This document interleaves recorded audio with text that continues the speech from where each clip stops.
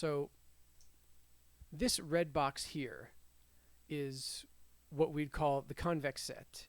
It's basically from the definition of a temporary until the last time that it's used, every instruction that goes through that path is in the convex set.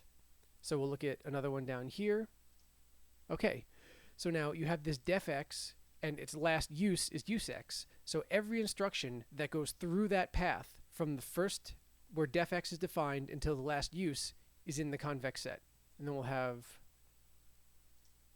okay, now we have the concept of interference. If you have two convex sets that are kind of overlapping each other like that, they interfere with each other. So now what is this convex set? It's basically, you could think of it as this live range where from the time that the temporary is defined until the time it's last used, it has to stay alive, is what we saw on the previous slides. So if the range that this one register needs to stay alive overlaps with the range that some other register needs to stay alive, they interfere with each other.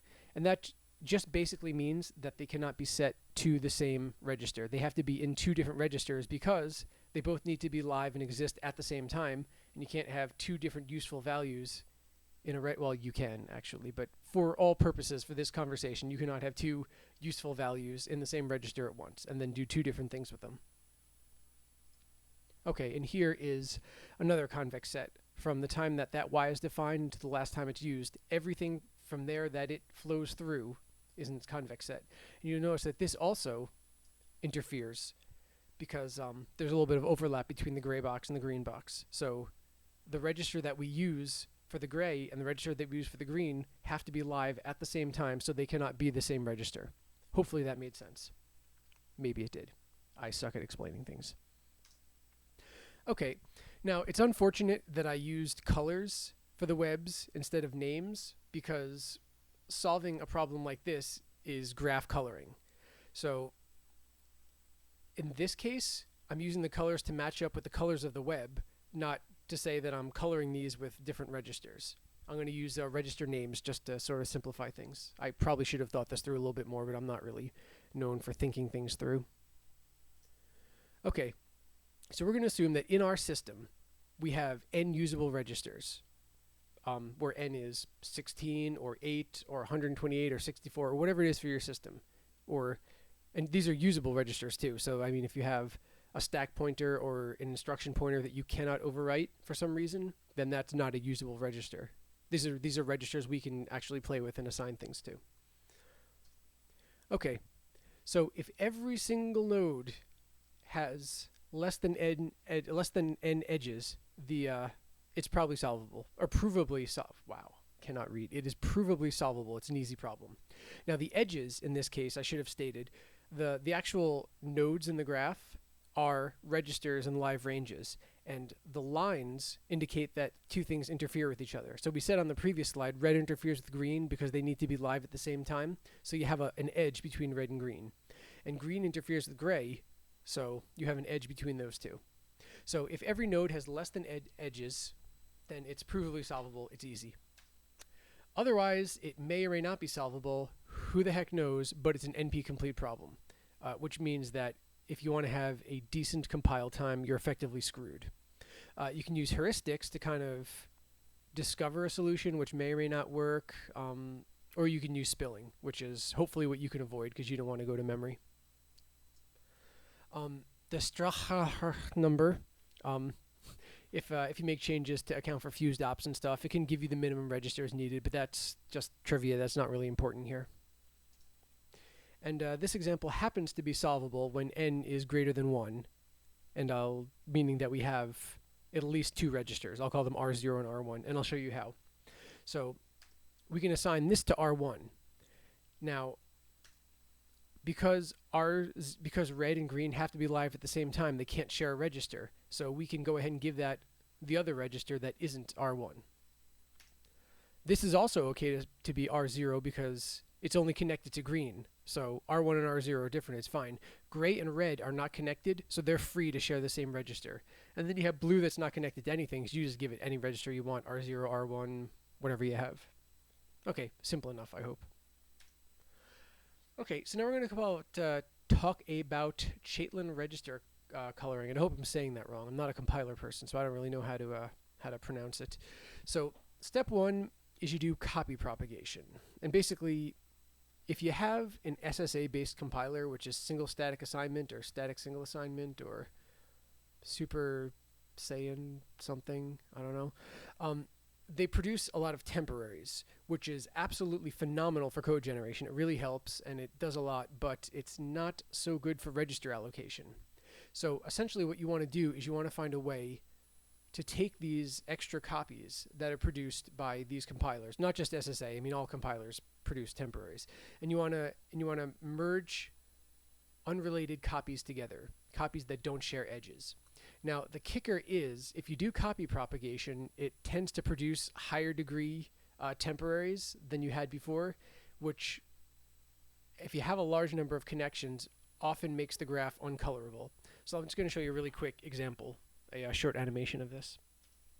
Okay, so let's say you have some copy, C1, and then it's got some edges, interference edges for other things. Then you have C2. If I were to merge these two nodes, what you end up with is one node that has all the exact same connections, or the union of the connections between the two things that it was made of. It went from being a degree 2 edge to a degree 4, where degree is just the number of edges coming out of it.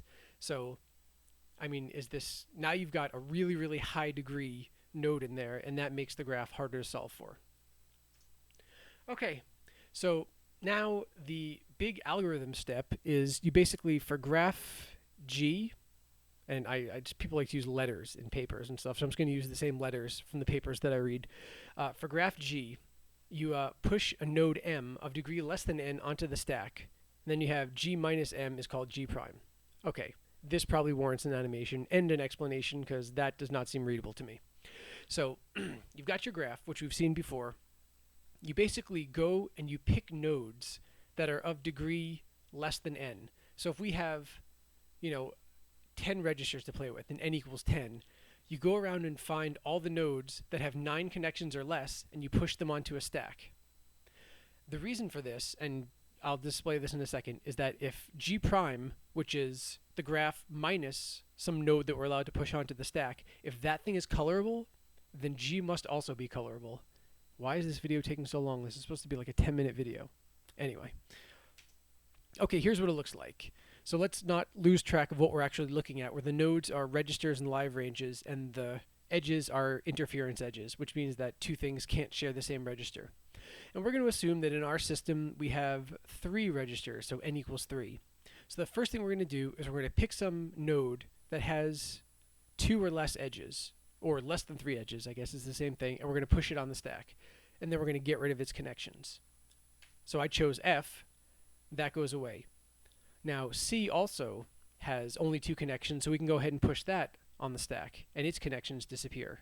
Now keep an eye on node E really quick, because this is cool. By removing C and its edges, E went from having 3 edges to 2. Now E can also be pushed on the graph, and so can D. So that kind of, as you push more and more of these things on the stack, more and more opportunities to push things on the stack open up. So I'm going to go ahead and move E or D. I can't remember what I did. Looks like it's D. And you stop when every node in the graph has less than 3 edges, which is where we are right now. And then this right here is colorable. This is with 3 registers. A could be R0, B could be R1, E could be R2. So this is solvable right now. And we said that if this graph is solvable, then taking the node that we pushed onto the stack and popping it off should also result in a graph that's solvable. And it doesn't necessarily make sense until you realize that the reason we pushed this thing onto the stack is because it has less than 3 connections. So I'm going to go ahead and pop B back, or D. Right. So now the reason I was able to do this, even though A, B, and C all had registers assigned to them, is that D was guaranteed to have 2 or less connections. If it had 3 connections, then there wouldn't be any free registers for me to use, because it would be connected to A, B, and E, and those already have registers. There would be no free registers for me. But now, because D is not connected to E, whatever register I assign to E, I can also use for D. Now the exact same goes for when I pop C off the stack. C, because it's on the stack, it's guaranteed to not have more than 2 edges. And because of that, we can take and assign to C whatever register is assigned to the thing it's not connected to. So C has no connection to B, they can share a register. C has no connection to D, they can also share a register. Exact same thing with F. So that is why if G prime is solvable, then G should also be solvable, because if something is in the stack, it's guaranteed to have few enough connections that there will be something on the graph it's not currently connected to, and those two things can share a register. Hopefully that makes sense. It made sense to me. All right, and then that's it. This algorithm doesn't always work. It sometimes fails. If you still need to free up some registers because you cannot actually get to a point where every node on the graph has less than n connections, you need to spill registers. And deciding what to do is, that is a subject for another video, because this is getting kind of long, longer than I wanted it to be. So just as a hint, you know, you could pick things like, if you have a register that you need before and after a loop, but its value isn't touched in the loop, that's a prime candidate for spilling. If you have something that's calculated in a loop, or that's needed in a loop over and over again, you probably don't want to load that, store it out to memory, load it out, store it out, and load it every iteration. That's something that you do not want to spill. So you can prioritize things that way. You have to do some flow analysis to figure out where your loops are. There are other heuristics that you can use, but yeah, I'll save that for another video. All right, coming up in part 2, if you can bear the excitement, some optimizations on an iterative register coalescing, some talking about linear scan and integer programming based methods. There's this thing called Briggs. I don't know if it's just called Briggs or Briggs algorithm or Briggs something, but it's basically, remember how we're talking about coalescing copies can actually produce nodes of higher edges? Well, Briggs has a way of doing this, but it's not very aggressive, so you end up with still a lot of copies, but a graph that's still solvable. There's a way to combine chaitlin with a slightly more aggressive Briggs that gives you a really good result, and I'd like to talk about that a little bit, and that's IRC. Okay, well, hopefully you enjoyed it. God, I can't even imagine. I don't want to go back and listen to how many mistakes I made and how many false statements, so yeah, hopefully you enjoyed it, and I will see you in the next video.